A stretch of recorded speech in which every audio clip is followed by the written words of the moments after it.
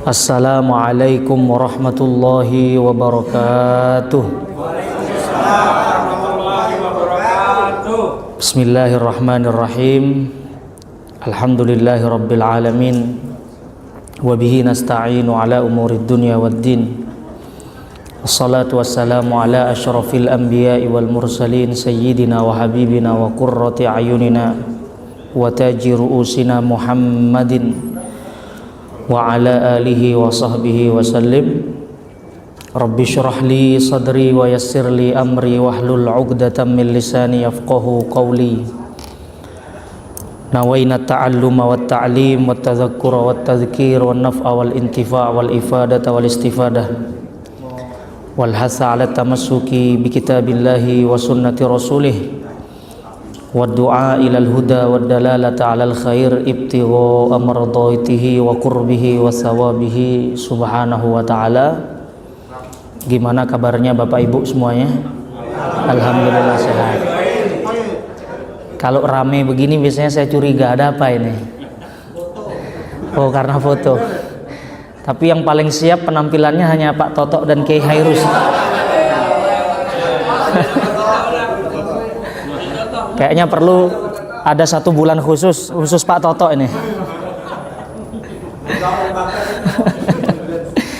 Alhamdulillah Bapak Ibu semuanya, para jamaah yang dimuliakan Allah, di siang hari ini kita bisa berkumpul di tempat yang penuh dengan kemuliaan, penuh dengan keberkahan, di masjid kecintaan kita semua, masjid kebanggaan kita, Masjid Baitur Ridwan. Mudah-mudahan Allah senantiasa memakmurkan masjid ini ila yaumil qiyamah. Allah Ta'ala menghidupkan masjid ini dengan segala macam bentuk kebaikan yang mengundang ridho Allah Subhanahu wa Ta'ala. Dan mudah-mudahan orang yang menghidupkan Masjid Baitur Ridwan kelak dikumpulkan bersama-sama di dalam surga Allah Subhanahu wa Ta'ala. Amin ya rabbal alamin. Sholawat serta salam kita curah limpahkan kepada junjungan kita Nabi Muhammad sallallahu alaihi wasallam. Bapak Ibu yang dimuliakan Allah Subhanahu wa Ta'ala, seperti biasa kajian di Kamis keempat di setiap bulan, maka kita akan melanjutkan mengkaji hadis Nabi yang terdapat di dalam kitab Hadis Arba'in An-Nawawiyah, kumpulan 42 hadis pilihan, di mana 42 hadis ini dikatakan sebagai qawaidu hadaddin, sebagai pondasi agama. Maka kata Imam Nawawi, kalaulah usia kita tidak cukup untuk mengkaji hadis baginda Nabi yang jumlahnya mungkin ratusan ribu, tersebar di berbagai macam kitab, Sahih Bukhari, Sahih Muslim, An-Nasai, Ibnu Majah, Tirmizi, dan lain sebagainya, maka minimal kita pernah menghatamkan 42 hadis ini. Sebab seluruh kandungan hadis Nabi, pondasi ajaran agama Islam, kata beliau, sudah terkumpul di dalam hadis ini. Dan alhamdulillah kita sekarang sudah mencapai hadis yang ke-27. Tanpa terasa sudah hadis nomor 27. Mari untuk membuka kita membaca suratul Fatihah. Semoga apa yang kita simak di hari ini kita kaji menjadi ilmu yang bermanfaat. Bijahi Rasulillah Muhammadin sallallahu alaihi wasallam. Al-Fatihah. A'udzubillahi minasyaitonirrajim. Bismillahirrahmanirrahim. Alhamdulillahi rabbil alamin arrahmanir rahim maliki yaumiddin. Iyyaka na'budu wa iyyaka nasta'in. Ihdinas siratal mustaqim. Siratal ladzina an'amta 'alaihim ghairil maghdubi 'alaihim waladdallin. Rabbighfirli wa liwalidayya wa lil mu'minin amin. Bismillahirrahmanirrahim. Saya bacakan dulu redaksi matan hadisnya, kemudian kita terjemah secara singkat, baru setelah itu kita menyimak bagaimana para ulama menerangkan hadis ini.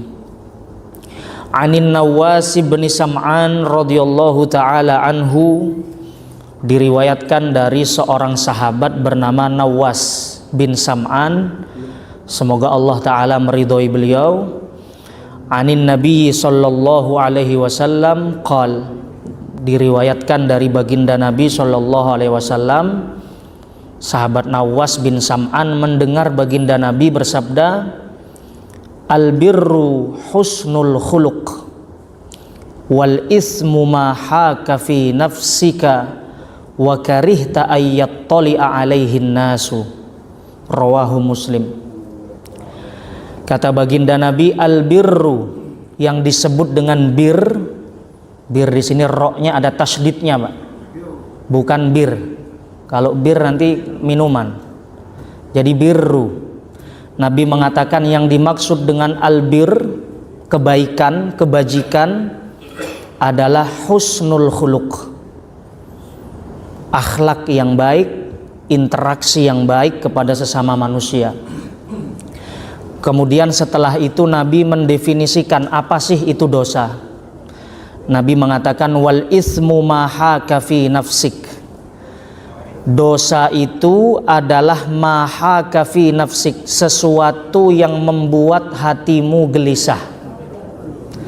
Jadi setelah menjelaskan definisi kebaikan, Nabi menjelaskan dosa itu apa? Hakikat dosa itu sederhana, kata baginda Nabi. Segala sesuatu yang membuat hatimu gelisah, segala sesuatu itu kitab hadis arba'in. Oke. Oh iya ya. Saya kira hadis arba'in enggak ya? Oke, siap. Itu kitab apa itu? Bahasa Arab. Oh, wirid akhir zaman. Waduh, udah bahasa akhir zaman Ustaz Wawan ini. Iya. Monggo dinikmati dulu. Syukur. Ada es cincau spesial hari ini, Bapak Ibu. Masya Allah.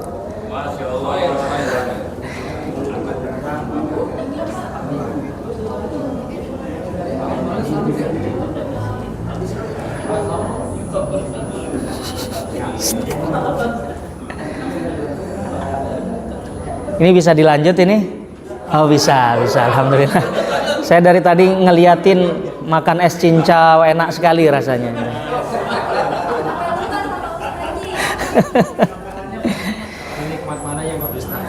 Saya ulang lagi, Nabi mengatakan albirru husnul khuluq. Kebaikan itu adalah akhlak yang baik. Wal ismu ma haka fi nafsik. Lalu dosa itu adalah segala sesuatu yang membuat hatimu gelisah. Wa karihta ayyattali'a alaihin nas. Ciri dosa yang pertama apa, Pak? Sesuatu yang kalau kita melakukan maka hati kita gelisah, nggak tenang. Itu kata Nabi. Lalu ciri yang kedua, wa karihta ayyattali'a alaihin nas. Kamu tidak suka ketika kamu melakukan itu orang lain melihatnya. Ini ajib hadis ini. Hadis ini memberikan kepada kita pengertian dosa secara singkat. Kata Nabi, kita bisa mendeteksi perbuatan kita itu mengandung dosa atau tidak. Cek aja. Kalau ada satu di antara dua hal, kemungkinan di dalam perbuatan kita itu mengandung dosa. Yang pertama kata Nabi, ketika sesuatu itu membuat hatimu gelisah. Lalu yang ketiga, ketika kau melakukannya, kau tidak suka dilihat oleh orang lain. Jadi sembunyi-sembunyi, Pak.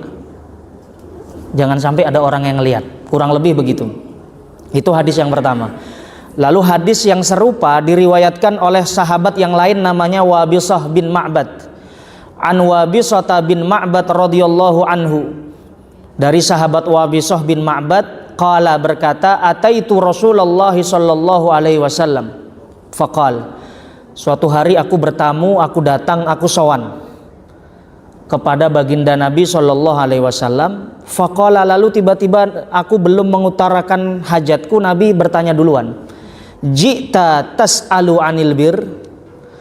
Wahai Wabisah, kamu datang ke sini mau bertanya tentang bir, tentang kebaikan ya? Qultu na'am, betul ya Rasulullah. Jadi dia datang belum mengucapkan apapun, Nabi sudah tahu maksudnya. Kemudian dia bilang iya. Faqala, lalu Nabi mengatakan, istafti qalbak. Wahai Wabisah, mintalah fatwa kepada hati nuranimu. Mintalah fatwa kepada hati kecilmu. Lalu Nabi melanjutkan, al birru matma'annat ilaihin nafsu watma'anna ilaihil qalbu. Sebab kebaikan itu adalah sesuatu yang membuat hatimu tenang, membuat hatimu tentram, membuat jiwamu itu merasa nyaman. Sedangkan dosa, wal ismu ma haka fin nafsi wa taraddada fis sadri wa in aftakan nas wa aftauk. Adapun dosa adalah segala sesuatu yang membuatmu gelisah, tidak nyaman, dan hatimu ketika melakukan ada keraguan-raguan. Taraddada fis sadri.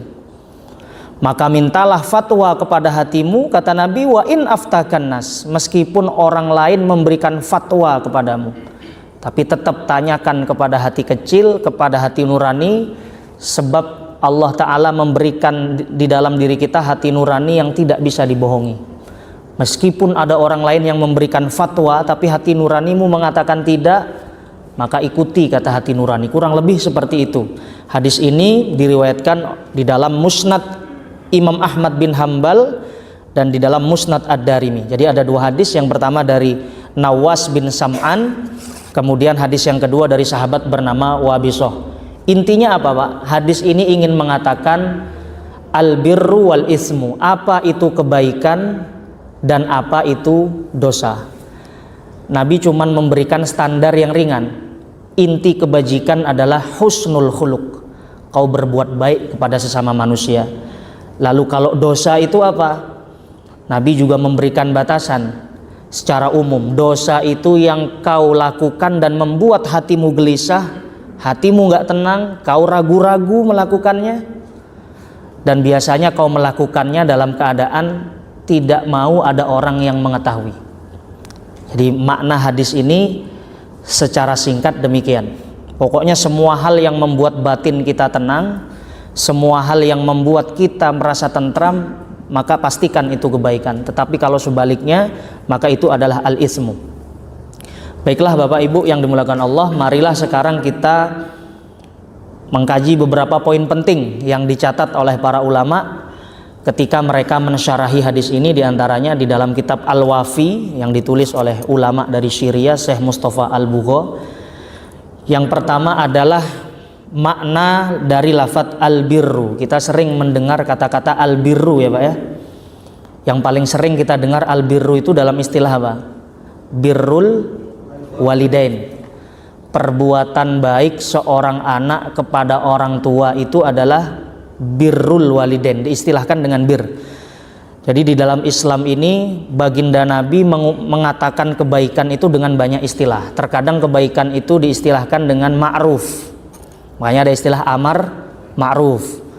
Terkadang kebaikan itu diistilahkan dengan istilah khair, bagus artinya baik. Tapi terkadang kebaikan itu diistilahkan dengan albirru. Kata ulama, di antara istilah-istilah ini ada perbedaannya. Albirru itu adalah kebaikan di atas kebaikan. Jadi kalau ilustrasinya, kita disakiti satu kali lalu kita memaafkan, itu bagus. Kita disakiti untuk kedua kalinya kita masih memaafkan, itu bagus sekali. Tapi disakiti berkali-kali kok kita masih bisa memaafkan, maka itu disebut albirru. Jadi albirru itu adalah puncak kebaikan. Kebaikan yang di atas standar itu di dalam hadis diistilahkan dengan albirru. Makanya di dalam Al-Quran Allah Ta'ala berfirman, lan tanalul birra hatta tunfiqu mimma tuhibbun. Lan tanalul birra, kalian tidak pernah mencapai derajat bir. Albir, kebaikan yang tertinggi ini, hatta tunfiqu mimma tuhibbun, sampai kalian mampu menginfakkan mimma tuhibbun, sebagian yang kalian cintai. Kalau kita mampu menginfakkan sesuatu yang memang itu lebih, kita punya baju kemudian kebetulan di lemari nggak dipakai, ya inilah infakkan lah, itu bagus, tetapi belum derajat albir. Tetapi kalau ada sesuatu yang kita suka sama sesuatu itu, lalu kita dengan ikhlas mengeluarkannya, maka kata Al-Quran, itulah yang disebut dengan bir. Itulah sebabnya kenapa perbuatan baik seorang anak kepada orang tua diistilahkan dengan birrul walidain. Seakan-akan Al-Quran ingin mengatakan perbuatan baik seorang anak kepada orang tua nggak sama dengan perbuatan baik kita ke sesama teman, perbuatan baik kita ke majikan, perbuatan baik kita ke tetangga. Nggak bisa disamakan. Standar yang diletakkan Islam perbuatan anak kepada orang tua bukan ma'ruf, bukan khair, tetapi bir, tingkatan puncak kebaikan. Nah, ini rahasia penggunaan lafadz bir. Jadi bisa dipahami makna bir ya Bapak Ibu ya. Jadi makna umum dari bir itu sendiri adalah berakhlak baik kepada siapapun. Lalu yang kedua adalah segala sesuatu yang merupakan bentuk ketaatan kita kepada Allah Subhanahu wa taala itu pun juga dinamakan dengan bir. Maka ayat yang paling representatif untuk mengartikan bir adalah Al-Baqarah ayat 177. Di sini Allah taala mengatakan, Al-Baqarah 177, walakinnal birra man amana billahi wal yaumil akhir wal malaikati wal kitabi wan nabiyyin. Bir itu adalah yang pertama kau beriman kepada Allah, beriman kepada hari kiamat, kepada malaikat, kepada kitab dan kepada para nabi.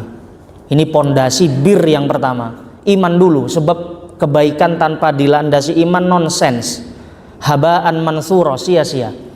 Lalu setelah pondasi iman baru Allah mengatakan wa atal mala ala hubbihi, lalu menunaikan harta secara sukarela dengan penuh kecintaan, zawil qurba wal yatama wal masakin wa bnis sabil wassailin, kepada orang-orang zawil qurba yang memiliki hubungan kerabat. Jadi prioritas di dalam syariat itu zawil qurba dulu, orang yang memiliki hubungan kerabat dulu, baru setelah itu Allah menyebut yatama, anak-anak yatim, wal masakin, orang-orang miskin, wa bnus sabil, musafir dan peminta-minta, terakhir wafir riqab, memerdekakan budak.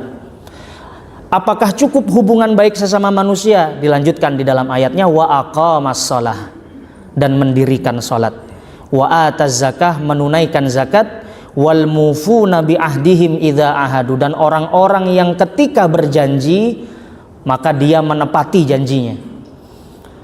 Lalu apakah cukup? Tidak.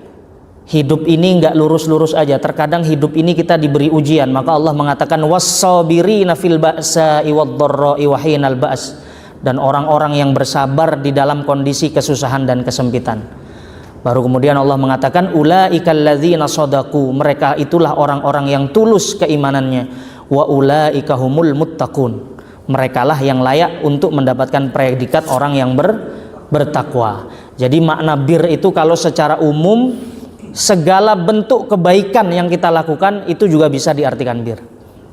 Nah, jadi itu yang pertama, makna bir. Kemudian poin yang kedua, Pak. Hadis ini menunjukkan kepada kita bahwa Allah Ta'ala telah menginstal di dalam diri kita, setiap manusia itu sesuatu untuk melacak ini baik apa enggak. Jadi ma'rifatul haqqi minal fitrah, kita mengetahui ini baik, ini buruk, itu sebenarnya bagian dari fitrah. Allah menciptakan kita dengan itu. Apa buktinya? Buktinya hadis ini. Nabi mengatakan kalau kamu ingin tahu dosa atau baik, lihat aja. Kalau kamu melakukannya hatinya gelisah, hatimu nggak tenang, biasanya itu dosa. Tapi kalau ketika kamu melakukannya hatimu tentram, maka itu adalah sesuatu yang baik. Jadi di dalam hati kita, di dalam diri kita oleh Allah diinstal instrumen untuk mendeteksi ini sesuatu yang baik atau yang buruk. Itu pelajaran yang kedua. Yang ketiga, dan ini yang saya kira penting, alamatal ismi. Nabi menyebut ada dua tanda utama dari perbuatan dosa. Yang pertama adalah tanda yang sifatnya dakhiliyah, internal, bisa kita rasakan. Dan yang kedua adalah tanda yang sifatnya eksternal, dari luar. Apa itu? Nabi menyebutkan maha kafin nafsi, sesuatu yang bisa kita rasakan karena ada di dalam diri kita adalah perasaan gelisah. Ya, kita nggak usah contoh jauh-jauh. Kita misalnya lagi dagang, kemudian dengan sengaja kita mengurangi timbangan aja misalnya. Kita kurangi yang aslinya 1 kilo, kita timbangannya kita rekayasa sehingga yang aslinya kita jual 1 kilo nggak sampai hanya 0,9. kita kurangi timbangan lalu kita berikan ke pembeli, ya mungkin kita merasa untung secara finansial Bapak Ibu, tetapi hati kita nggak bisa dibohongin. Biasanya setelah itu orang yang melakukan penipuan seperti itu biasanya hatinya gelisah, hatinya nggak tenang. Lalu Nabi menyebut tanda yang kedua, dosa itu al-karihta ayyat toli'a alaihin nas. Ciri utamanya kamu tidak suka kalau orang lain melihatnya. Ya banyak ini contohnya. Orang yang berzina itu tidak ada yang terang-terangan, Mbak. Walaiyazubillah. Orang yang berzina biasanya akan mencari tempat yang aman yang orang lain nggak ada yang tahu. Handphone dimatikan semuanya, nggak ada yang tahu. Kalau bisa keluar kota, jangan sampai ada yang tahu. Kenapa? Karena ciri-ciri dosa tuh biasanya nyari sekiranya orang nggak ada yang tahu. Padahal zina dengan pernikahan kan beda tipis. Yang membedakan hanya apa? Hanya akad. Tetapi kenapa dalam pernikahan orang begitu bahagia sampai-sampai saking bahagianya ngundang tetangga. Tetapi yang satunya padahal aktivitasnya hampir sama, tetapi yang satunya sembunyi-sembunyi. Kenapa? Karena yang satunya dapat pahala, yang satunya dosa. Maka itulah ciri-ciri perbuatan dosa. Jadi ketika kita melakukan dosa, biasanya Allah melemparkan rasa nggak nyaman di hati kita, Pak. Rasa nggak nyaman itu terasa di dalam hati kita. Kok nggak enak, kok gelisah. Nggak hadir kajian hari Kamis sekali aja kok gelisah. Nah biasanya tuh ada masalah di situ. Ada nggak yang kayak gitu, Pak? Nah ibu-ibu misalnya istiqomah hadir kajian bahasa Arab hari Selasa. Tiba-tiba nggak hadir sekali, kemudian merasa bersalah. Kalau itu terasa di dalam hati, berarti detektor kebaikan masih aktif di dalam hati kita. Detektor kebaikan. Nah, makanya kata ulama, kita tidak mungkin menghindari dari dosa. Tidak mungkin. Manusia ini pasti berbuat dosa. Tetapi yang harus tetap kita jaga adalah perasaan untuk bersalah. Rasa bersalah itu harus kita pertahankan. Kenapa? Karena rasa itulah yang nanti akan mengembalikan kita ke jalan yang benar gitu. Beda kalau orang awal berbuat dosa biasanya dia gelisah karena detektornya masih aktif tuh, sinyalnya masih kuat.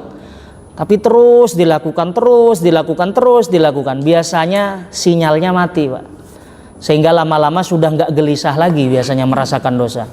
Yang ada merasa enjoy, merasa nyaman. Makanya dalam bahasa Inggris ada bedanya enjoy dengan happy.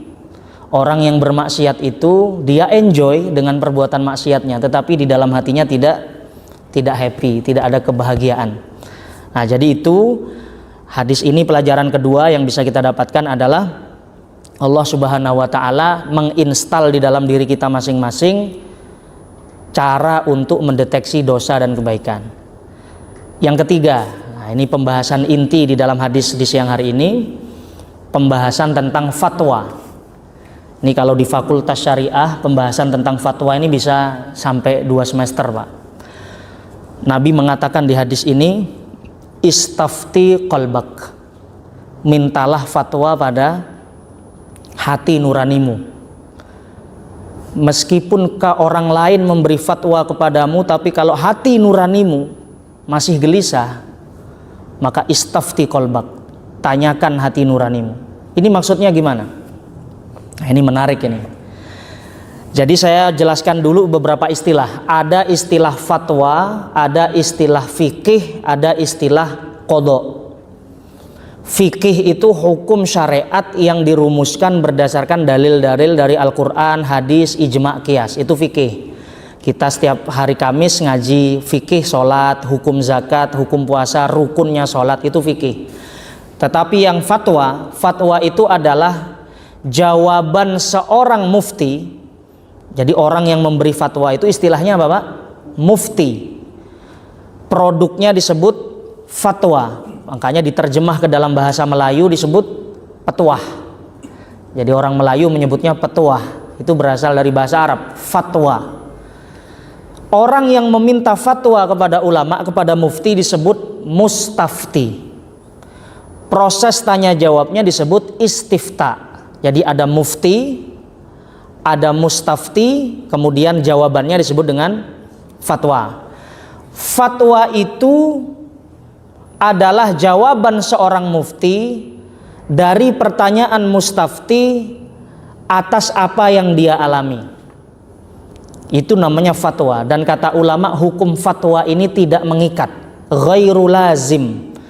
Fatwa ini hukumnya tidak mengikat. Makanya kita sebenarnya nggak usah geger kalau ada fatwa kemudian ribut-ribut di medsos. Secara usul fikih, fatwa itu hukumnya tidak mengikat memang. Artinya kalau ada fatwa begini lalu kita tidak srek mengikuti fatwa atau opini yang berbeda, ya monggo-monggo saja, karena memang fatwa tidak mengikat. Yang mengikat itu yang nomor 3, yaitu qadha. Qadha itu keputusan hakim, keputusan mahkamah, itu baru mengikat. Jadi misalnya ada orang yang bersengketa datang ke hakim, bersengketa soal waris, soal perceraian, soal sengketa tanah, harta misalnya. Lalu hakim memutuskan berdasarkan bukti. Keputusan hakim itu sifatnya qadha yang mengikat. Tapi kalau fatwa tidak mengikat. Fatwa bisa mengikat ketika dijadikan undang-undang resmi di dalam negara. Itu mengikat. Contoh, MUI misalnya berfatwa bahwa hukum rokok itu haram misalnya. Tapi sampai sekarang saya belum dengar mufti berfatwa resmi rokok itu haram. Misalnya mufti berfatwa rokok itu haram, maka fatwanya MUI itu tidak mengikat hukumnya, itu hanya sekedar fatwa. Silakan kalau kita cocok kita ngikut, kalau tidak masalah, tapi tanggung jawab. Jadi fatwa itu nggak mengikat. Beda halnya ketika fatwa MUI diajukan ke gedung DPR, lalu oleh DPR dibuatlah legislasi, dijadikan undang-undang bahwa rokok disamakan seperti ganja, jadi terlarang. Maka itu hukumnya mengikat kepada seluruh warga Indonesia. Nah, jadi itu Pak ya. Jadi fatwa itu perbedaannya adalah fatwa itu tidak mengikat. Nah, kemudian mengapa baginda Nabi memerintahkan kita untuk bertanya pada hati nurani? Begini penjelasan para ulama. Sebab biasanya seorang mufti itu memberikan hukum berdasarkan gambaran masalah yang ditanyakan kepada dia. Bisa jadi ada suatu hal yang tersembunyi yang tidak disampaikan, yang mufti itu nggak tahu. Sehingga hukum yang diberikan bisa jadi sesuai dengan hukum fikih, tetapi secara batin hanya penanya yang tahu. Saya kasih contoh di sini. Imam An-Nawawi memberikan contoh begini. Al-hadiyatu idza ja'atka min sakhsin ghalibu malihi haram. Kita diberikan hadiah, kita diberikan sembako misalnya. Wahai Syekh, saya diberikan sembako oleh fulan, tetapi saya tahu aktivitas dia sehari-hari itu mayoritas hartanya dihasilkan dari harta yang haram. Saya tahu sendiri. Kita tahu kalau orang itu bandar judi misalnya ini. Lalu minta fatwa kepada mufti. Mufti tadi biasanya akan memberikan opsi hukum berdasarkan kaedah-kaedah, berdasarkan dalil-dalil yang bisa saja mufti tadi mengatakan oh halal. Kenapa? Karena secara zahir harta yang diberikan ke kamu itu belum bisa dipastikan kalau itu berasal dari harta yang haramnya dia. Bisa jadi berasal dari harta halalnya, kan kita nggak tahu. Selagi tidak ada bukti yang membuat kita yakin itu harta haram, ya silahkan aja, mubah-mubah aja hukumnya. Jadi mufti memberikan hukum, Pak. Dalam kasus seperti inilah kita dianjurkan untuk mengikuti sabda Nabi, istafti qalbak. Bertanyalah pada hatimu. Bisa jadi kita masih nggak mantap tuh. Aduh, tapi saya tahu dia tiap hari tuh jadi bandar judi begini. Ya sudah, kalau memang nggak cocok dengan fatwa itu, ya sudah, tinggalkan saja. Itu namanya warok, itu namanya takwa. Jadi fatwa ada takwa. Takwa itu di atas fatwa. Bisa jadi fatwa itu mengatakan boleh, tapi hati nurani kita lebih tahu.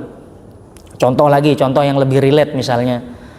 Kita kalau diundang ke acara pernikahan, acara resepsi itu kan biasanya undangannya kepada yang terhormat Pak Arifin dan istri. Bisa gitu Pak ya? Pak Arifin dan istri. Kepada yang terhormat Pak Toto dan istri. Dan biasanya istrinya cuma satu Pak. Undangan itu biasanya begitu. Nah sekarang punya anak 3 nih. Ustadz gimana nih, saya yang diundang di dalam undangan saya dan istri saja, tapi saya punya anak 3 di rumah. bolehlah sekalian makan siang di tempat kondangan, misalnya begitu. Nanya ke Ustadz, gimana hukumnya ini, yang diundang hanya saya dan istri. Lalu si mufti tadi menjawab, ya secara tradisi yang namanya orang menikah itu dalam kondisi bahagia. Mereka ya secara tradisi misalnya memperbolehkanlah siapapun yang datang untuk makan. Maka ya silahkan aja. Misalnya mufti menjawab gitu. Oke, itu fatwa. Tapi kita tanyakan pada hati nurani kita. Kira-kira hatimu masih ragu nggak? Kalau saya datang bawa anak 3, apalagi ada yang bawa mertua, semuanya diajak, kira-kira mengambil jatah makanan orang lain nggak? Nah, kan begitu. Ini ada nggak yang kayak begitu di sini nih? Insya Allah nggak ada. Di tempat lain, Pak. Di tempat lain ada.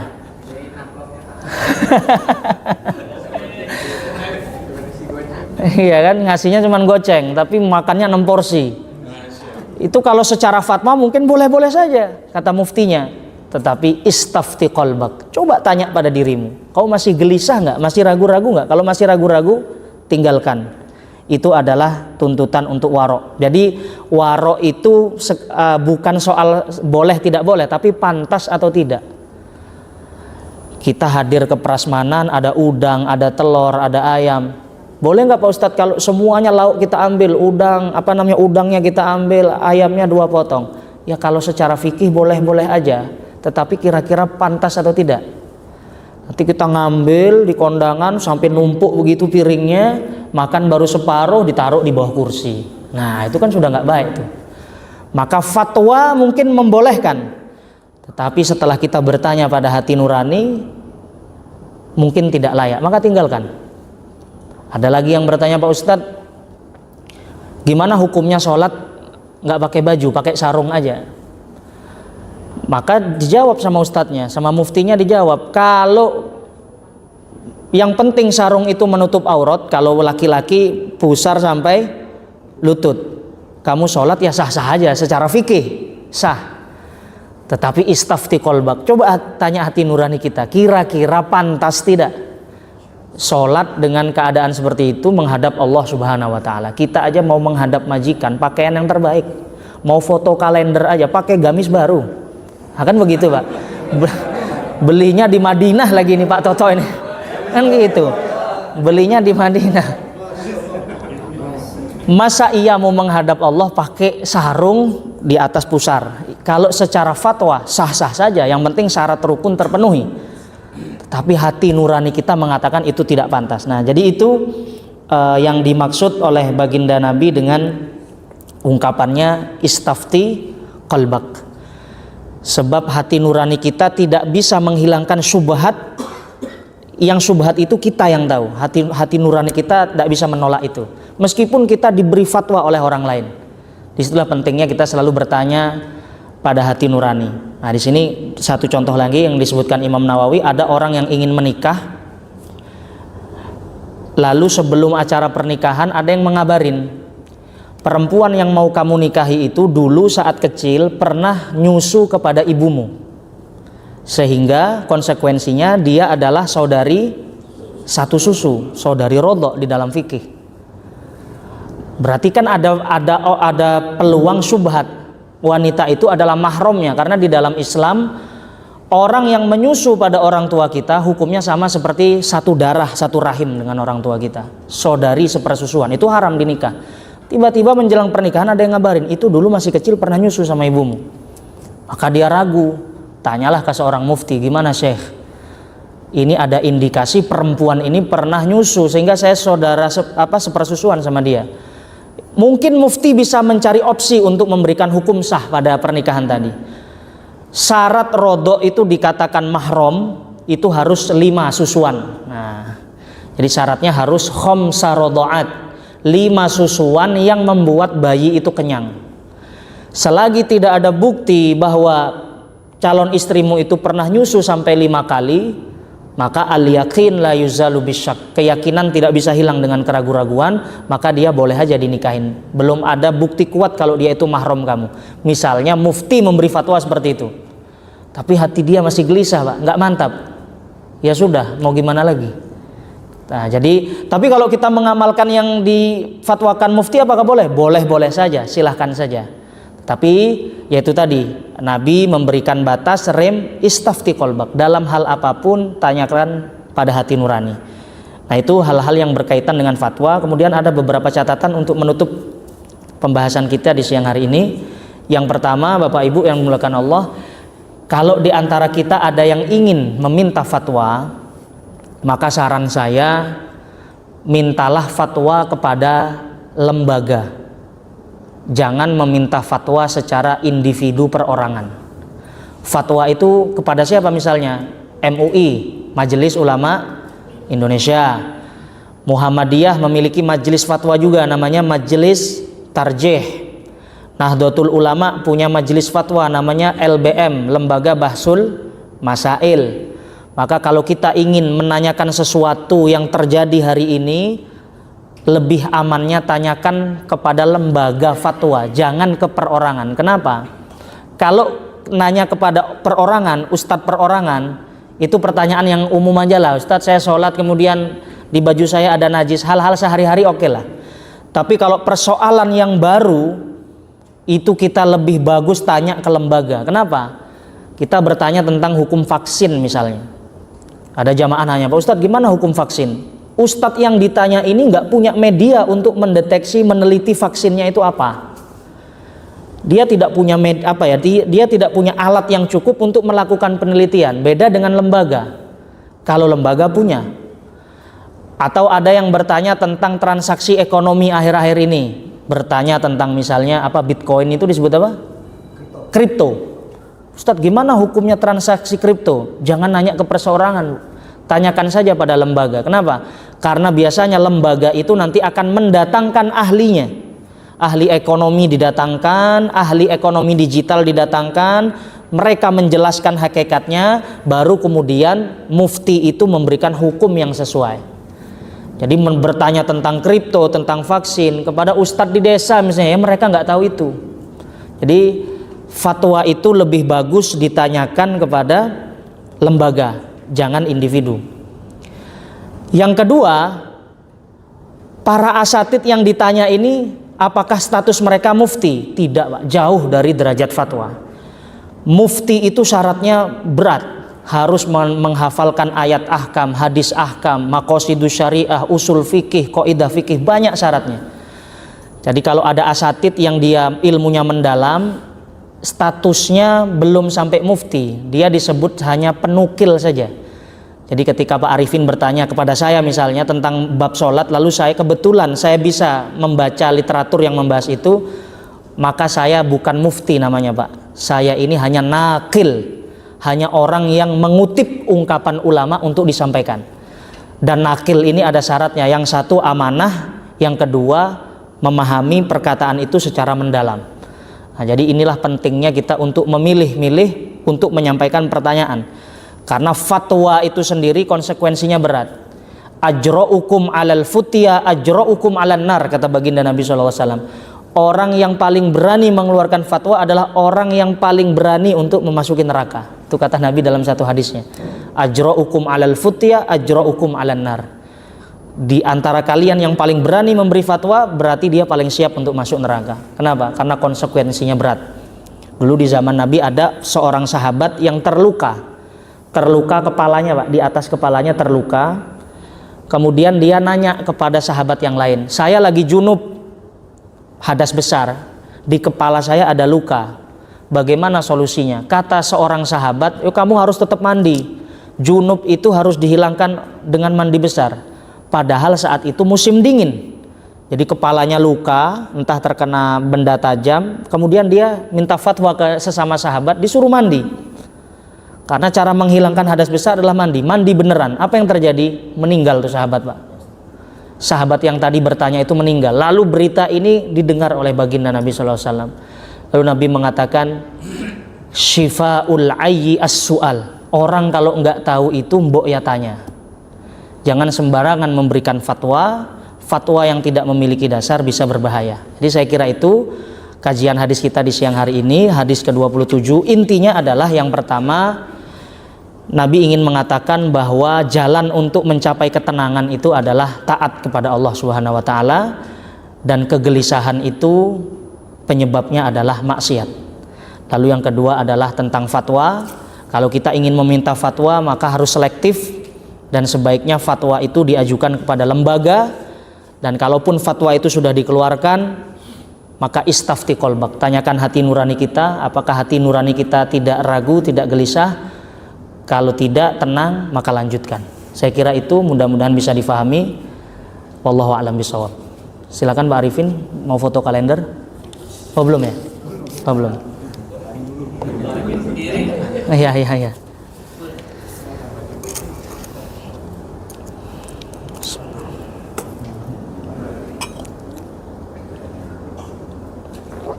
Oleh Bapak Ibu, saya mau bertanya. Kalender.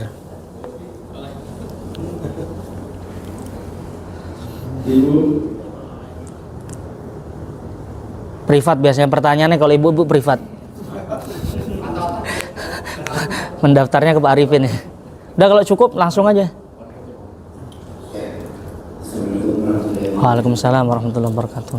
Masa mau tanya tadi kan di Indonesia sendiri untuk agama Islam punya tadi itu ini ada 3 lembaga fatwa ya. Iya. Iya. Ada kemungkinan nggak Ustaz, nanti fatwa itu dihasilkan berbeda di antara 3 lembaga fatwa? Iya. Karena mungkin ada beberapa pandangan ilmunya mereka yang Betul. berbeda, sehingga mengeluarkan fatwa yang berbeda. Yang kedua adalah Sip. seperti yang saya bilang tadi adalah sebagai kita atau ustaz cenderung posisinya sebagai akil misalnya. Nakil. Iya, pengutip. Tapi dia sering atau berani memberikan suatu statement atau suatu perintah bahwa itu adalah benar atau itu bisa dijalankan. Oke. Posisi kita sebagai orang yang bertanya atau jamaah itu Ya. Waalaikumsalam warahmatullahi wabarakatuh. Ini pertanyaannya berat ini. Yang pertama, apakah mungkin fatwa itu berbeda? Sangat mungkin, bahkan persentase untuk berbeda itu besar. Dan itulah yang kita saksikan kan. Hampir dalam setiap persoalan pasti ada perbedaan di antara entah itu MUI dan bukan hanya di Indonesia. Di Mesir itu ada Darul Ifta Al-Misriyah. Di Arab Saudi ada Majma' Fiqih Al-Islami. Fatwa Darul Ifta akan berbeda dengan Majma' Fiqih Al-Islami. Kenapa bisa berbeda? Bisa jadi karena realitas yang berbeda. Bisa jadi karena realitas yang berbeda atau metode yang digunakan berbeda. Ini bisa kita lihat kasus penetapan awal bulan misalnya, yang setiap tahun, nggak setiap tahun sih, terkadang kita kompak, tapi terkadang berbeda. Kenapa? Karena beda metode. Kalau dari MUI, Nahdlatul Ulama mungkin lebih mengedepankan metode ru'yah berdasarkan hadis sumu li ru'yatihi wa aftiru li ru'yatihi fa in humma alaikum fa akmilul iddata thalathin. Puasalah karena melihat bulan dan berhentilah puasa, maksudnya lebaran, karena melihat bulan. Fa in humma alaikum, ketika suatu saat langit itu mendung, fa akmilu thalathin, sempurnakan menjadi 30 hari. Berdasarkan ini, hadis ini diperselisihkan pemahamannya. Jadi ada yang mengartikan ru'yah itu ru'yah basoriyah, penglihatan mata. Tapi ada saudara-saudara kita misalnya yang mengartikan ru'yah di situ adalah pengetahuan. Entah dengan cara apa pengetahuan bahwa bulan itu sudah ada didapat, ya berarti dia dianggap sudah muncul. Jadi kata-kata ru'yah itu sendiri ditafsirkannya berbeda. Maka ada yang menafsirkan ru'yah pandangan mata sehingga ketika bulan tidak terlihat ya mau nggak mau disempurnakan 30 hari. Tetapi ada yang mengatakan ru'yah yang dimaksud adalah pengetahuan kita terhadap keberadaan bulan, dan hari ini ilmu astronomi sudah menyediakan perangkatnya dengan cara hitungan dan bagaimana. Metodenya berbeda, hasilnya juga berbeda. Makanya seorang di kitab-kitab fikih disebutkan hukmul hakim yarfa'ul khilaf. Keputusan pemerintah itu harusnya menyelesaikan perbedaan. Karena ketika berbeda kemudian hakim sudah memilih sikap, pemerintah sudah memilih sikap, seyogyanya kita semua ngikut kepada sikap pemerintah. Seyogyanya seperti itu. Tetapi kalau memang tidak bisa ya sudah saling menghargai. karena masing-masing fatwa memiliki pondasi. Saya kira itu sikap yang paling bijak untuk menyikapi bagaimana ketika fatwa itu berbeda.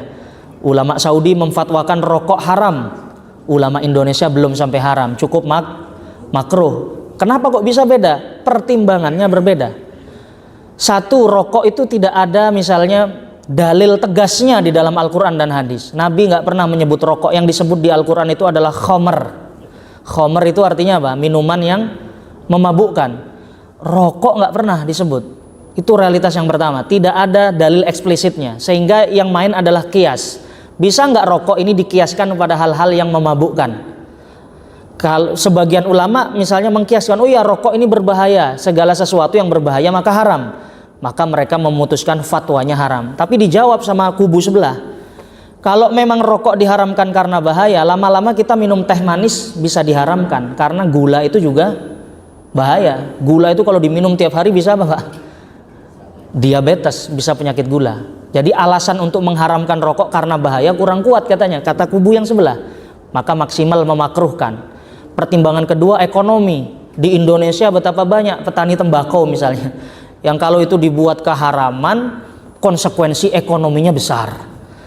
Nah, jadi pertimbangan-pertimbangan itu yang membuat mufti berbeda di dalam memberikan fatwa, dan tugas kita adalah menghargai. Lalu yang kedua, banyak para asatid yang memberikan semacam jawaban ya Pak Hari ya, semacam jawaban. Makanya saya katakan tadi, salah satu syarat seorang nakil seperti saya ini mungkin bisa dikatakan nakil, karena saya bukan berfatwa, saya hanya membacakan. Syaratnya adalah harus amanah. Itu yang utama Pak. Jangan sampai tidak amanah. Maksudnya apa? Kok dalam permasalahan ini ulama berbeda pendapat? Ya katakan kalau ulama berbeda. Jangan sampai kita mempersempit satu keputusan kemudian menutup pendapat ulama yang lain, sehingga seakan-akan hanya ada satu opsi jawaban. Nah, itu yang tidak baik, kurang amanah namanya, kurang amanah. Hukum memotong jenggot, saya kasih contoh aja, hukum memotong jenggot, sebagian ulama mengharamkan, tetapi mazhab Syafi'i memakruhkan. Ya kita harus sampaikan apa adanya. Nah, jadi syarat nakil itu adalah harus amanah dan tidak sungkan untuk mengatakan tidak tahu. La adri, artinya la adri itu artinya apa? Tidak tahu. La adri itu sulusul ilm, separuh, nisful ilm, separuh ilmu adalah ucapan tidak tahu. Jadi dulu Imam Malik bin Anas pernah kedatangan seseorang dari Syria. Dari Syria datang ke Madinah, nanya ke Imam Malik, membawa 42 pertanyaan. Sama Imam Malik dijawab sekitar 12 dan 13. 2/3 persoalan tidak dijawab dengan ucapan la adri. Lalu penanya ini kecewa, wahai imam, saya jauh-jauh dari Syam, dari Syria datang ke Madinah menyiapkan pertanyaan, lalu oleh kau dijawab tidak tahu. Lantas saya pulang ke Syam, ke negeri saya, harus mengatakan apa kepada masyarakat? Kata Imam Malik, katakan kepada masyarakat bahwa Imam Malik mengatakan tidak tahu. Jadi tidak tahu itu adalah separuh dari ilmu. Jadi kalau ustadz kapasitasnya syariah lalu ditanya misalnya tentang transaksi perbankan, hari ini saya ditanya tentang itu, saya katakan saya tidak tahu, karena saya tidak memperdalam ilmu ekonomi, saya tidak pernah memperdalam ilmu perbankan, maka tidak usah sungkan mengatakan tidak tahu. Karena itulah bagusnya fatwa yang persoalan serius tanyakan ke lembaga, karena lembaga itu punya akses mendatangkan para ahli. Jadi saya kira itu Pak Hari. Terima kasih. Cukup ya? Oke. Alhamdulillah, mari kita, jangan lupa Bapak Ibu jangan beranjak dulu. Ada sesi foto ya Pak Saiful, sesi foto untuk kalender 2024-2029. Nah ini kan, silakan, mari kita tutup dengan kafaratul majlis. Subhanakallahumma bihamdika asyhadu an la ilaha illa anta nastaghfiruka wa natubu ilaik. Assalamualaikum warahmatullahi wabarakatuh.